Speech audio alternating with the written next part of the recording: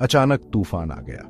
1 minute समंदर शांत था, ढलते सूरज को आग की चादर की तरह रिफ्लेक्ट कर रहा था। अगले ही पल आसमान एक बीमार हरे रंग का हो गया और पहाड़ जितनी ऊंची लहरें मेरी छोटी सी नाव को निगलने के लिए उठी। मैं तब तक टूटे हुए जहाज से चिपका रहा जब तक कि मैं काली रेत के समुद्र तट पर नहीं बह गया। मुझे नहीं पता था कि मैं कहाँ हूँ, बस इतना पता था कि मैं फंस गया हूँ। मैंने खुद को समुद्र तट पर खींचा। मेरा शरीर दर्द कर रहा था, मेरा गला समुद्र के पानी से सूख गया था। तूफान जितनी जल्दी आया था उतनी ही जल्दी गायब हो गया। एक भयानक सन्नाटा छोड़ गया। मैंने अपने आसपास देखा। समुद्र तट के किनारे पर एक घना जंगल मंडरा रहा था। पेड़ मुड़े हुए और उलझे हुए थे, उनकी शाखाएं कंकाल की उंगलियों की तरह फैली हुई थीं। मेरी रीढ़ में एक कंपकंपी दौड़ गई। ये द्वीप गलत, अप्राकृतिक लगा, लेकिन मेरे पास एक्सप्लोर करने के अलावा कोई विकल्प नहीं था।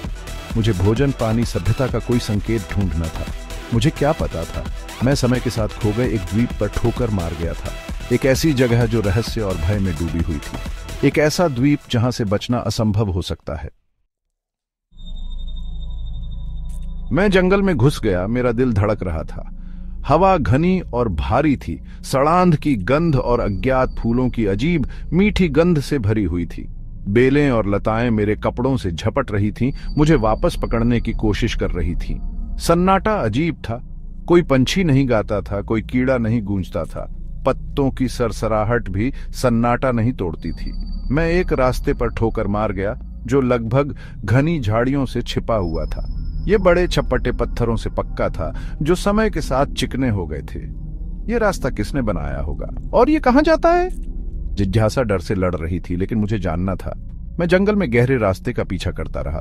सन्नाटा मुझ पर एक शारीरिक भार की तरह दब रहा था। जैसे ही मैं चला, मैंने पत्थरों पर अजीब नक्काशी देखी। वे कच्चे और प्राचीन थे, अजीब जीवों और प्रतीकों को दर्शाते थे जिन्हें मैं समझ नहीं पा रहा था। जंगल एक भूल भुलैया जैसा लगने लगा था और मैं उसके बीच में खो गया था। दिन रात में बदल गए और फिर भी मुझे जीवन का कोई संकेत नहीं मिला। कोई जानवर झाड़ियों से नहीं भागा, कोई चिड़िया का गीत सन्नाटा नहीं तोड़ता था। इस द्वीप पर केवल पौधे ही पनपते थे। उनके पत्ते हरे रंग के एक अप्राकृतिक छाया के थे। उनके फूल ऐसे रंगों में खिलते थे जो मैंने पहले कभी नहीं देखे थे। ऐसा लग रहा था कि पत्थरों का भी अपना जीवन है। वे हर जगह थे, ऐसे पैटर्न में व्यवस्थित थे जो प्राकृतिक होने के लिए बहुत सटीक थे। कुछ पर वही परेशान करने वाले प्रतीक खुदे हुए थे, अन्य अकेले खड़े थे जैसे मूक प्रहरी मेरी हरकत को देख रहे हो। सन्नाटा मुझे परेशान करने लगा था। ये सिर्फ ध्वनि का अभाव नहीं था, ये एहसास था कि कोई सुन रहा है, देख रहा है। मेरा शिकार किया जा रहा था, लेकिन किसके द्वारा? द्वीप एक पहेली बॉक्स था और मैं उसके अंदर फंसा हुआ चूहा था, एक ऐसे निकास की तलाश में जो शायद मौजूद ही ना हो। देखे जाने की भावना तेज हो गई। मैं अपनी आंख के कोने से हरकत की झलक देखता, पेड़ों के पीछे परछाई मंडराती, लेकिन जब मैं उनका सामना करने के लिए मुड़ता तो वहां कुछ भी नहीं होता था। क्या मैं पागल हो रहा था? एक रात जब मैं सोने की कोशिश कर रहा था, एक विशाल पेड़ के खोखले में दुबका हुआ था। मैंने उन्हें देखा। 2 चमकती आंखें अंधेरे से मुझे देख रही थीं। वे उन आंखों के विपरीत थीं जो मैंने कभी देखी थीं, ठंडी और सरीसृप जैसी, एक प्राचीन बुद्धिमत्ता से भरी हुई। मैं जम गया। मेरा दिल धड़क रहा था। आंखों ने मुझे एक पल के लिए देखा, फिर रात में चुपचाप गायब हो गई। मैं इस द्वीप पर अकेला नहीं था, कोई मुझे देख रहा था, कुछ प्राचीन और शक्तिशाली। द्वीप अब केवल एक जेल नहीं था, यह एक शिकारगाह था और मैं शिकार था। भाग 5। स्वर्ग से कोई बचाव नहीं। मुझे इस द्वीप से बाहर निकलना था।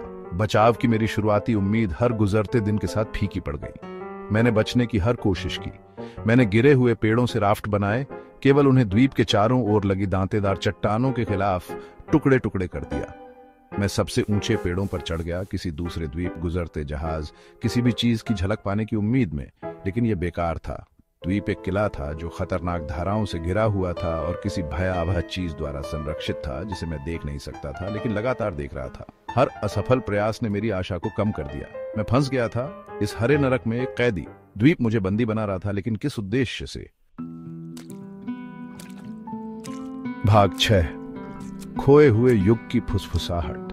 थका हुआ और हारा हुआ मैं द्वीप के अंदरूनी हिस्से में गहराई तक भटक गया। वहां मैं एक ऐसे दृश्य पर ठोकर मार गया जिसने मेरी रीढ़ में कंपी भेज दी। जंगल के फर्श से एक विशाल शहर के खंडहर उठ रहे थे। इसकी इमारतें लताओं से उखड़ गई थीं, इसकी सड़कें वनस्पतियों से घिरी हुई थीं।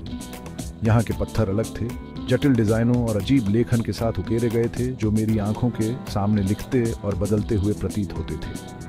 मुझे यहाँ एक उपस्थिति महसूस हुई जो पहले से कहीं अधिक मजबूत थी। ये द्वेषपूर्ण नहीं था, लेकिन ये प्राचीन और शक्तिशाली था, और इसने मुझे बेचैनी की भावना से भर दिया। शहर एक भूले हुए अतीत की फुसफुसाहट थी, एक सभ्यता जो समय के साथ खो गई थी। ये लोग कौन थे, उन्हें क्या हुआ, और उनकी उपस्थिति का मेरे लिए क्या मतलब था? भाग 7। रहस्यों की भूल भुलैया में फंसा। मैंने खंडहरों की खोज में दिन बिताए, अजीब प्रतीकों को समझने की कोशिश की, एक सुराग, एक उत्तर, कुछ भी जो मुझे बचने में मदद कर सके की उम्मीद में। लेकिन जितना अधिक मैंने सीखा, उतना ही मुझे एहसास हुआ कि मैं कितना कम समझता हूँ। द्वीप रहस्यों की एक भूल भुलैया था। प्रत्येक खोज अधिक प्रश्नों की ओर ले जाती थी।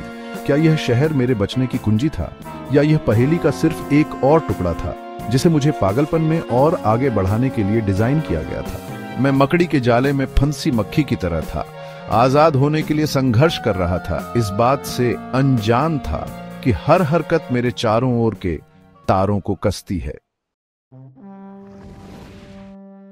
भाग 8। द्वीप का भयानक आलिंगन। दिन हफ्तों में बदल गए, हफ्ते महीनों में।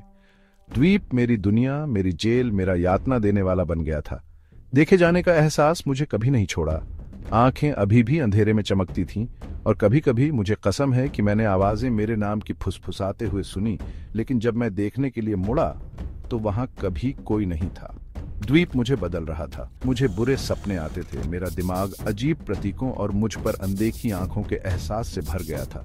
वास्तविकता और भ्रम के बीच की रेखा धुंधली हो रही थी। क्या मैं पागल हो रहा था, या द्वीप मुझे अपना दावा कर रहा था? भाग 9। हम रहस्य में है कुंजी। मुझे एहसास हुआ कि मैं क्रूर बल से द्वीप से बच नहीं सकता। द्वीप सिर्फ जमीन के एक टुकड़े से ज्यादा था। यह एक जीवित सांस लेने वाली इकाई थी, और इसके अपने नियम, अपने रहस्य थे। मुझे द्वीप, उसके इतिहास, उसके उद्देश्य को समझना था। मुझे प्राचीन शहर और अजीब प्रतीकों के रहस्य को उजागर करना था। उन रहस्यों के भीतर कहीं मेरे बचने की कुंजी थी, लेकिन समय निकल रहा था। द्वीप करीब आ रहा था। मेरी विवेक के चारों ओर उसकी पकड़ मजबूत हो रही थी। मैं खुद को फिसलता हुआ महसूस कर सकता था, वास्तविकता पर अपनी पकड़ खो रहा था। मुझे जल्द ही जवाब ढूंढना था, वरना मैं हमेशा के लिए खो जाऊंगा। एक और आत्मा, खोई हुई आत्माओं के द्वीप द्वारा दावा की गई।